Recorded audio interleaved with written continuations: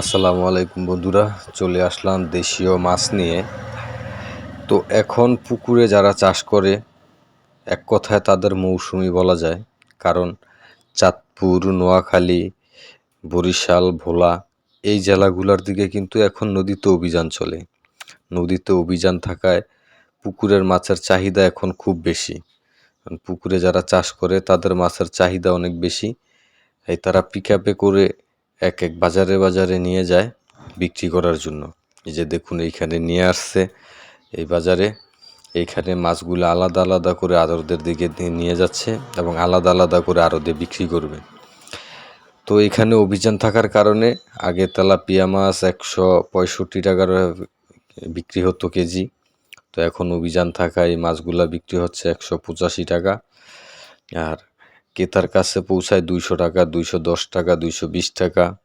এবং একটু ছোট সাইজ হলে এগুলোর দাম একটু কম থাকে, বড় সাইজগুলোর দাম একটু বেশি থাকে। অন্যান্য মাছ সেম 10 টাকা 20 টাকা ডিফারেন্স, কিন্তু নদীতে অভিযান না থাকলে এগুলার রেট আরও একটু কম থাকে। তো মার্চের 1 তারিখ থেকে নদীতে অভিযান শুরু হয়েছে, এটা চলবে এপ্রিলের 30 তারিখ পর্যন্ত। তো যেহেতু আজকে এপ্রিলের 16 তারিখ, তো আর 14 দিন বাকি আছে। আমি কিন্তু কন্টিনিউ ইলিশ মাছের ভিডিও করে থাকি।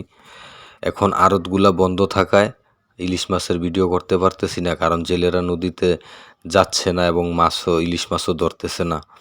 তো এখন পুকুরের মাছ, আনুষঙ্গিক মাছ দিয়ে কিন্তু পেজটা চালাচ্ছি।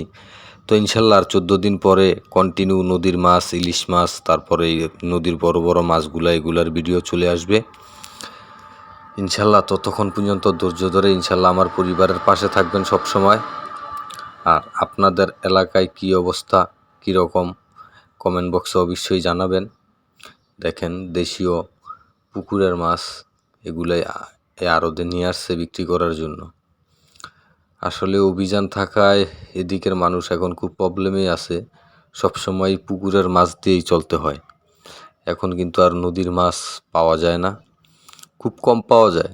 মাঝে মধ্যে আমাদের এইখানের যারা আছে তারা ওই নদীতে চরে যায়, চরে গিয়ে পানির ভিতরে হাতায়া কিছু মাছ ধরে নিয়ে আসে। মাঝে মধ্যে আমি এগুলোর ভিডিও করি, আপনাদের দেখাই। তো এরকমই একটা অবস্থা আর কি আমাদের এইখানে। তো এই অভিযানটা হচ্ছে 2 মাসের, মার্চের 1 তারিখ থেকে এপ্রিলের 30 তারিখ পর্যন্ত টানা 60 দিনের এই অভিযান। এই অভিযানে অবশ্য জেলেদের জন্য কোনো চিন্তা নেই, তাদের জন্য সরকার বরাদ্দকৃত চাল দেওয়া হয়, তো তারা মোটামুটিভাবে সেটা কাভার করতে পারে। তো হয়তো আবার শুরু হয়ে যাবে 14 দিন পরে। তো সে পর্যন্ত ভালো থাকবেন, সুস্থ থাকবেন।